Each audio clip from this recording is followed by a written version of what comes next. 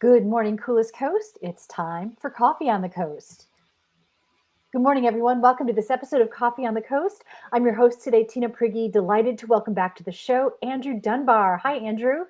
Hi, Tina. How are you? Good. Are you cooking up some great things these days? Always trying, always exploring and pushing the boundaries of not only do what I like to eat, but what I'm comfortable with cooking. So it's become much more of kind of an experimental kitchen for me every day nowadays. But I'm always having fun in the kitchen. Nice. So, what does it mean to you as somebody who knows his way around the kitchen and knows how to put some ingredients together for some tasty food? What does it mean when the farmer's market finally opens for the season and then gets up to speed? Oh, it's one of my favorite times because it just means fresh and local. And for me, freshness is one of the key items for a great meal. I think, without a farmer's market, you don't realize the difference between that tomato that was picked that morning and one that was picked 4 days ago and on a truck for 4 days. A lot of people that, the example I will put out is Brussels sprouts. So many people are like, oh, I hate Brussels sprouts because they're used to canned, overcooked, soggy Brussels sprouts. But you've seen this kind of resurgence of Brussels sprouts in restaurants and all that because we're able to get fresh Brussels sprouts now. And people are realizing, like, oh, when these aren't over salted, canned, and mushy, these are pretty good.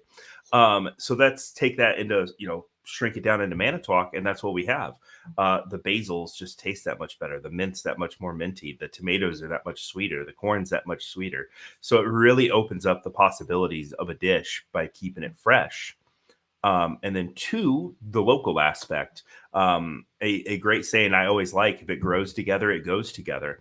So whenever you're able to get these ingredients that were grown near each other, that aren't just because I planted it there grown together, but because they benefit each other while they're growing next to each other, that symbiotic relationship kind of translates into the plate. One of the best things you can do in your local garden when you're planting tomatoes is to plant basil with it. They actually work the soil really well with each other. And who doesn't love a basil heavy tomato sauce?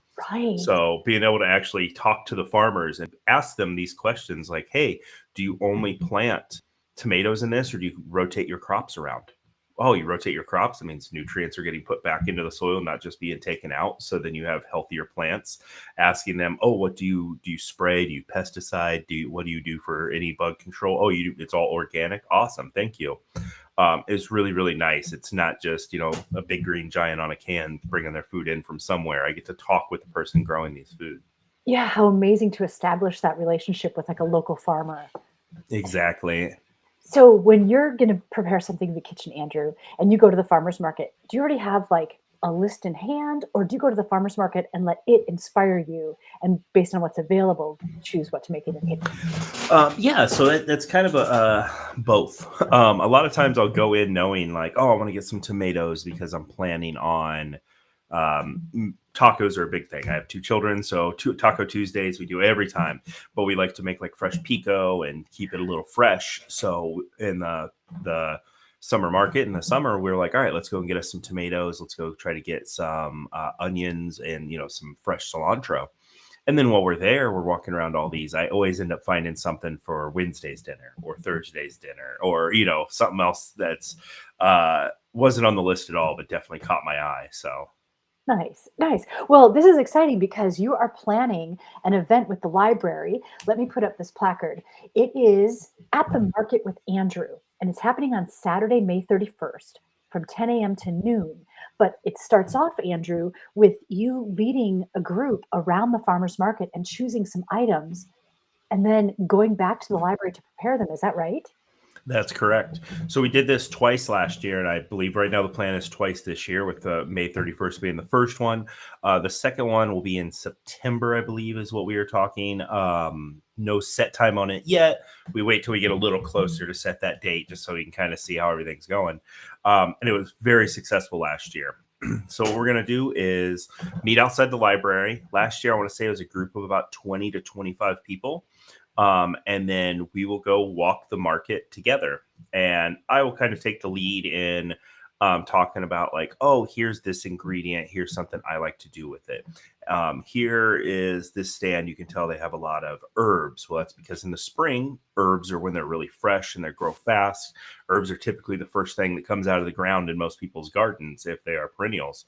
So we'll talk a little bit of a, I don't want to quite say a lesson, but we'll kind of learn a little bit about how plants grow and when they come up. And then from there, we'll select some items as we're kind of walking around. Generally, there is no thought in my head when we start walking this. I like to try to show off the market and how diverse it is. And I think that's a great way to do it. So we'll just start kind of picking up some items as we go around. And that'll take 40 minutes to an hour. The spring one is a little bit shorter, maybe closer to that 40-minute line, just because the spring is a bit smaller of a market. We don't have the fruit in, we don't have the hardy vegetables like the squash and the corn and all those in quite yet. So that's about a 40-ish minute. We'll walk around, and then we'll take 5-10 minutes to get it set up in the library. And from in there, we'll start combining these ingredients with as little as possible from outside to come in and make a dish.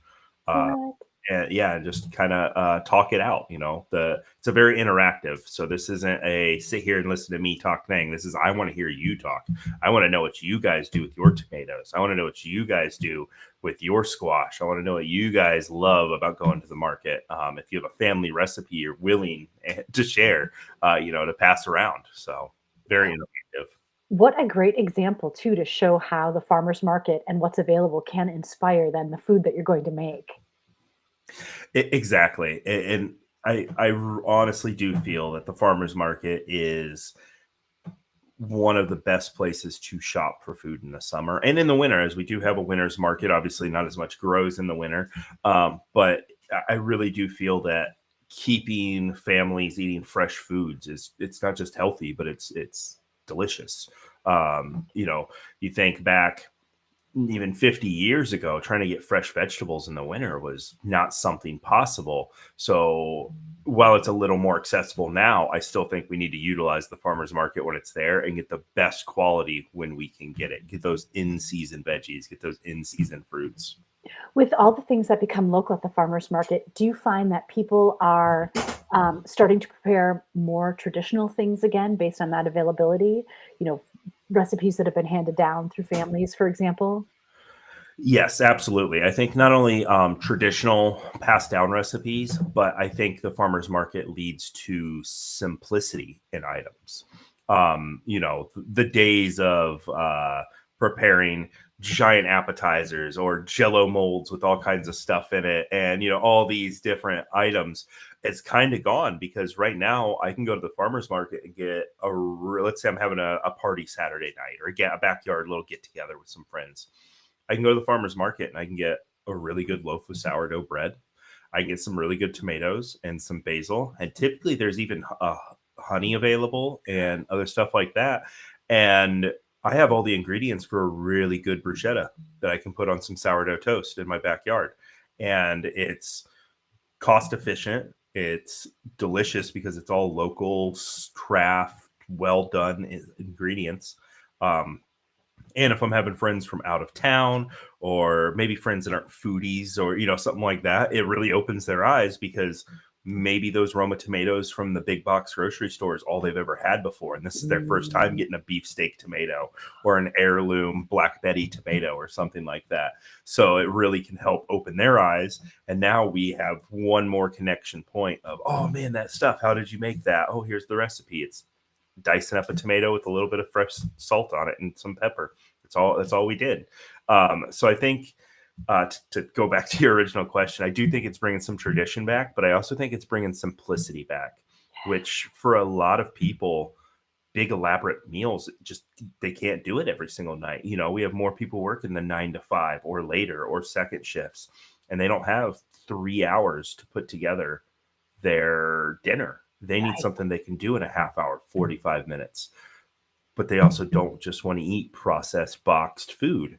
So going back to something simpler, Imagine being able to put your dinner together every single night with 5 ingredients. And Now fresh imagine ingredients. Oh, exactly. Now imagine 4 out of those 5 came from the dirt that's 5 miles outside of town or something along those lines. hey, I just wanted to point out, Tim said that don't forget registration for At the Market with Andrew is now open. Spots are filling up. I believe spots are limited. So just head to the events calendar at manitowoclibrary.org to sign up. Thanks. Awesome. Thank you, Tim. So you're talking about the fresh ingredients. Do you know, I've heard beekeepers talk about, for example, that there's benefits of eating honey from local bees, right? That somehow Absolutely. it works with our immune systems. Do you think that's true with other foods grown locally too? I absolutely do. Not just immune systems and all that, but your general body composition. So, one thing people up north have is vitamins D deficits. We don't see the sun as much as people in Florida, and the majority of people get their vitamin D from the sun. So, making sure you're eating fresh, good ingredients, fresh fruits, fresh vegetables, it's going to make sure that those nutrients are getting to you. I don't know if a lot of people know this, but a lot of times when you go to the grocery store, for those tomatoes, bananas, avocados to be ripe when they get to the store, they have to pick them days beforehand. And then they sit on a dock in a field after being picked, and they get loaded up into a truck, and then they're on a truck for 2 to 3 days, typically to a boxing situation. Then they get distributed, regionally out to all the other grocery stores. So those items are picked 5, 6, 7 days earlier. You think with bananas, those are coming from tropical climates. So it could be even longer before those bananas are actually showing up, which Mm. means they're picking up that much younger. So you lose a lot of the nutrients because, well, no more nutrients can get pulled into that fruit because the nutrients are coming from the ground. That's coming from the base of that plant, right? Sugars are developing and all that, which is what ripening is, but no new nutrients are being added in. So that's why when you see things like vine ripened, that's what that means. That means that that plant or that fruit, which vegetable, whatever it is, was left on the root, left attached to the plant until it was fully ripened, which means it is fully developed. All nutrients are being brought into that plant and all that. So I definitely think there is an added benefit to eating fresh and local as opposed to the same vegetables, the same fruits being brought in, even if they're fresh vegetables. And then, you go even farther down the line to frozen, canned, all that. But Mm. definitely local is the top, I believe, when you're talking about nutrients. So good to know that. And I didn't realize that distinction about vine ripened. I wasn't, really sure what that Yeah. connotated. So that's really good to know. Yeah, it's basically I can't remember. There is a federal law that sort of similar to organic has a certain thing it's allowed to mean, but I believe it vine ripen's not allowed to spend more than 48 hours off the vine from being optimally ready to eat or something along those lines. So yeah, basically they can pick it Friday night and sell it to you Saturday, sort of a thing. Yeah. All right. Good thing to keep on the lookout for. So, all these amazing things that we've just discussed now, you have an opportunity to meet with Andrew and explore the farmers market on Saturday, May 31st, meeting at 10 a.m. by the library, going over there together and exploring, getting inspired. Andrew's then going to bring back some ingredients to the library and prepare something on site. Will there be enough that the participants get a chance to try it? Absolutely, that is definitely the main goal. Is not only let everybody get to try it, but we're gonna experiment a little. We went through last time and we talked about basil. So what happens if I prepare basil? And I will explain what I mean in 3 different ways. So I handed everybody a basil leaf and I said, smell it. And then I handed everybody a basil leaf and we took it and you have to spank your basil. You may see some of your bartenders around town doing it. You take it and you smack the basil between your hands. And what that does, it actually crushes the cell walls and allows that basil oil to leak out. And then we're like, all right, now smell it. Right. The aroma becomes twice, 3 times the amount. And then we took it and we did a really fine chiffonade of it. Basically, when you take your leaves and you roll them up and you put those super fine little dice on all of them, so you have this real nice, almost like angel hair of basil. And we did the same thing. All right, now everyone smell this. And it, again, just magnifies how much. So you kind of get to learn like, well, I don't necessarily want to chew on a big basil leaf in my dish. So what can I do? Well, if I spank it, put it in there. I'm going to get more of those oils into the dish. I'm going to get more flavor. Or do I want the basil in there less for the flavor it's adding to the pot and more the what it's adding to the dish? So you're going to do that fine chiffonade, put that on top. Someone gets handed a hot plate, and now that heat's bringing that basil oil up into their face, and the aroma of basil is what's getting them, even if the flavor isn't brought in. So we kind of talked about all the different ways to utilize the same ingredient in multiple ways to get the most out of it. And then, we all will get a chance to try whatever we are making. Again, this is something I'm also off the cuff of, so I don't even know what we're going to be preparing, and we're 2-ish Saturdays away. So it's a little off the cuff. But everyone will get a chance to try it. And typically, if people are willing, I have some people come up and help and actually do the hands-on portion of the class as well. Nice. How exciting. Andrew, this conversation is making me so hungry.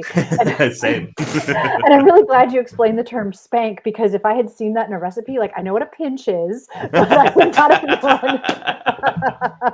known. Yeah. Like I said, pay attention next time you order something with, that basil strawberry mojito at a restaurant. And if you got a good bartender, you'll see him spanking your basil. That's awesome. All right, folks, you have a chance to participate. This is At the Market with Andrew, happening Saturday, May 31st. This is in collaboration with the Manitowoc Public Library. So registration is currently open at the Manitowoc Public Library, and it starts at 10 a.m. over at noon. It sounds like a fantastic experience to get inspired by what's available at the Manitowoc Farmers Market.